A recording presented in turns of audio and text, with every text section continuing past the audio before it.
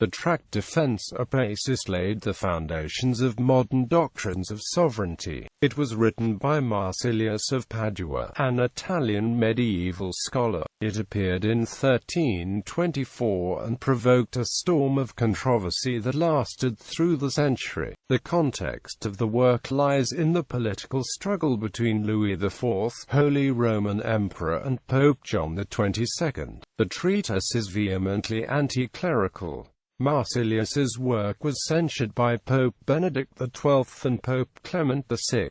Defensor pacis extends the tradition of Dante's De Monarchia, separating the secular state from religious authority. It affirmed the sovereignty of the people and civil law and sought to greatly limit the power of the papacy, which he viewed as the cause of the trouble which prevails among men and which he characterized as a fictitious power. He proposed the seizure of church property by civil authority and the elimination of tithes. In his view, the papacy would retain only an honorary preeminence without any authority to interpret the scriptures or define dogma. As its name implies, it describes the state as the defender of the public peace, which is the most indispensable benefit of human society. The author of the law expresses will of the people, not of the whole populace, but of the most important part of the citizens. These people should themselves elect, or at least appoint, the head of the government who, lest he should be tempted to put himself above the scope of the laws, should have at his disposal only a limited armed force. This chief is responsible to the people for his breaches of the law, and in serious cases they can sentence him to death. The real cause of the trouble which prevails among men is the papacy, the development of which is the result of a series of usurpations. Marsilius denies, not only to the Pope but to the bishops and clergy, any coercive jurisdiction or any right to pronounce in temporal matters.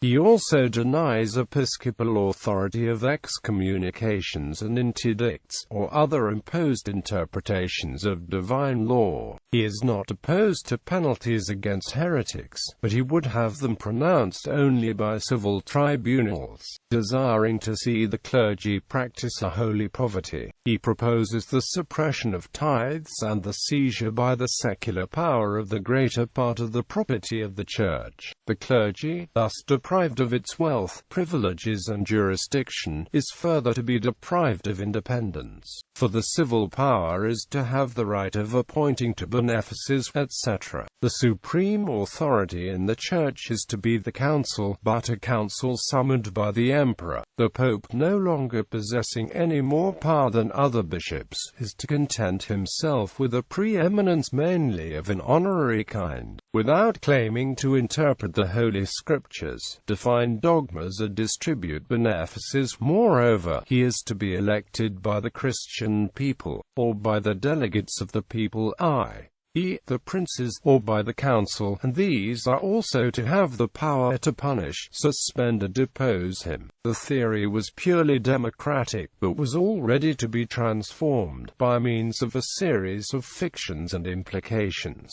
into an imperialist doctrine, and in like manner it contained a visionary plan of reformation which ended, not in the separation of the Church from the state, but in the subjection of the Church to the state. In 1535, Thomas Cromwell paid William Marshall to translate Defensor into English in order to give intellectual support towards the implementation of royal supremacy.